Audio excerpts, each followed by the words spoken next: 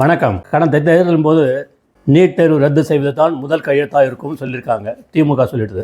இப்படி பொய் சொல்லி ஆட்சிக்கு வந்தாச்சு. நீட் தேர்வு ரத்து செய்யலை. ஆனால் இந்த ஆண்டு நீட் தேர்வில் திருநெல்வேலி புஷ்பலதா வித்யா மந்திர் சிபிஎஸ்இ பள்ளியில் படித்த +2 மாணவன் அவனீஷ் பிரபாகர் நீட் தேர்வில் 602 மதிப்பெண் பெற்று தேசிய அளவில் 922வது இடத்தை பிடித்துள்ளார்.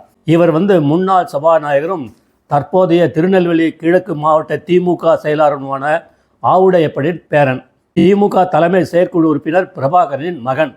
ஆக மற்றவங்களுக்கு தான் நீட் தேர்வு ரத்து, திமுக காரங்களுக்கு கிடையவே கிடையாது.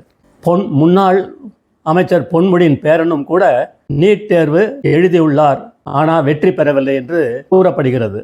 இப்படி திமுக காரங்களே மும்மொழி கொள்கையுடைய சிபிஎஸ்இ பள்ளி நடத்தி கொண்டு சிபிஎஸ்இ பள்ளியிலே தங்களுடைய மகன்களை படிக்க வைத்து நீட் தேர்வை எழுதி வைக்கிறாங்க. ஜெய்ஹிந்த்.